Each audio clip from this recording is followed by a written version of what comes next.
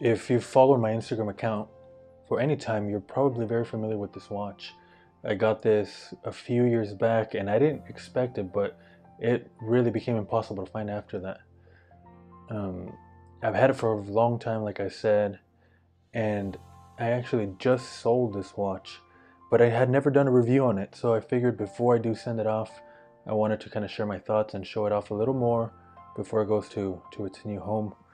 Today we're going to take a look at the SRPB 27, and we'll start with the regular unboxing, which there's nothing spectacular about this, but figured I'd show that off anyway, and here it is.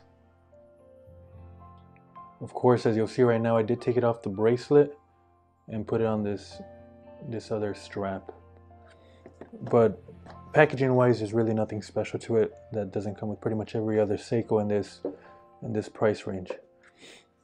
So here it is. The SRPB 27.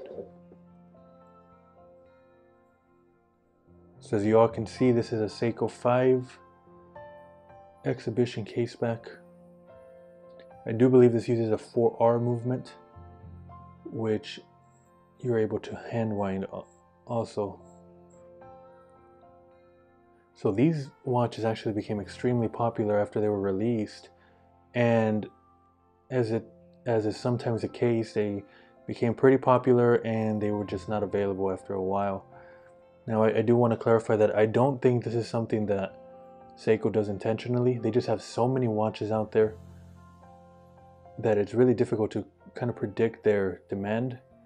So with something like this, that the demand went out through the roof, they just never restocked them. And I've had this for a few years. I kind of don't wear it anymore, so I figured it's time to move it on to a new owner. I do have this on a Barton band.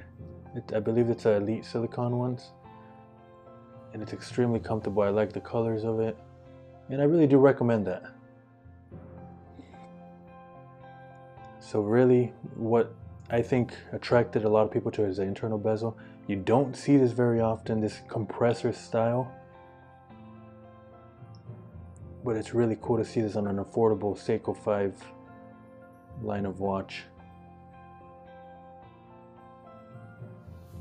Obviously it comes with everything that the Seiko 5 line is known for. Standard movement, date, exhibition case back here. So like I said, this did come originally with the bracelet. I never even wore this a single time. I didn't even size it. Here it is, brand new, years later. That's a rare thing for me since I do like bracelets.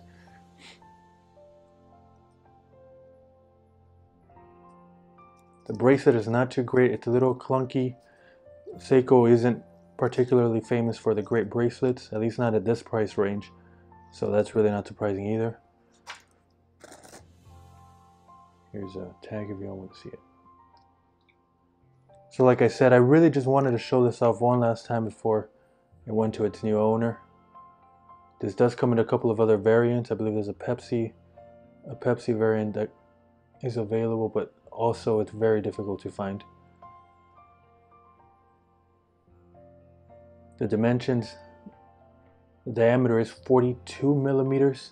It does wear a little bit big because the bezel on the outside is so small and the internal bezel does take up a lot of real estate. So it does wear a little bit big, which was one of the problems I had with it. I have a very small wrist, so it was a little bit big for me at 42 millimeters, and a 42 millimeters that wears pretty big at that. Thickness is listed at 11 millimeters. The water resistance is 100 millimeters.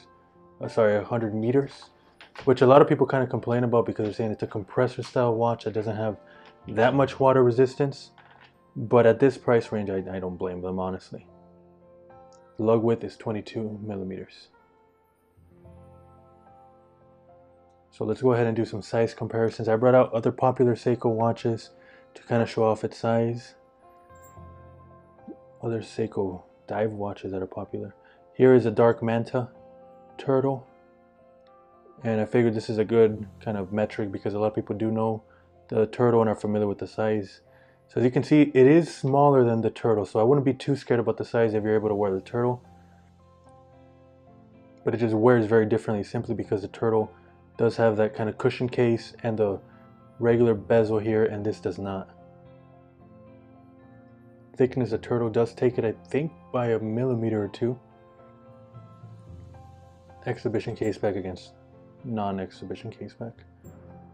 But two good divers, though this one is a couple $100 more expensive.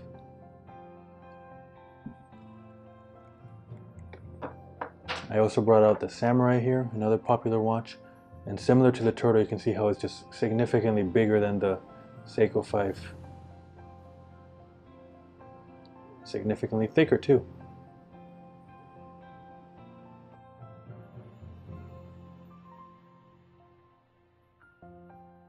So if you can wear either one of these, you should be safe. So let's go ahead and do a little bit of Lume shots to see how it compares, though. It should be very similar just because they're all Seiko Lume here. Get the bezel back in place. There you go. Let's do some Lume shots. So I don't regularly like to do Lume shots in absolute darkness, simply because you aren't able to tell the magnitude of it. When it's completely dark, everything looks very bright. So this is on quite a bit of light, and even at this, you still see the Lume. Of course, you'd expect this from Seiko. It's very bright, very well applied, very evenly applied. Beautiful Lume on this one.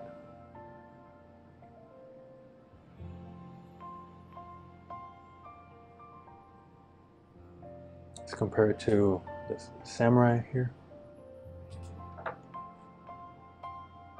Very similar Lume. It should probably actually be the exact same Lume.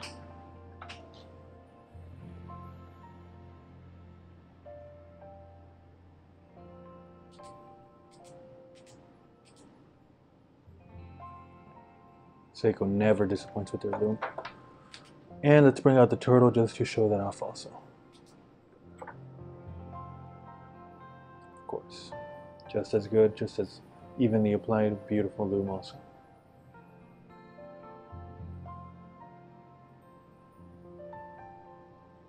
This watch, like I said, has kind of become impossible to find. I think it retailed for around $250, though now if you do catch it, you're probably going to pay a premium on it. But even at that, I do think it's a great option for somebody looking for this compressor style that doesn't want to dish out, $1,500, $2,000 on a legend diver. It's a great watch, great case, great size. And let's throw it on the wrist to see how that wears. Yeah, on the wrist, it's definitely a little bit tall. It's substantial. You can definitely feel it on the wrist. But I think if you're wearing this as a diver watch, as a tool watch, that's kind of expected. And you kind of want that substance on your wrist. It doesn't wear too big. The lugs are not too long. But it's definitely a watch that you feel it on the wrist. I'm definitely going to miss this one, but since it just hasn't been getting a lot of wrist time, really, I do think it's time for it to go on.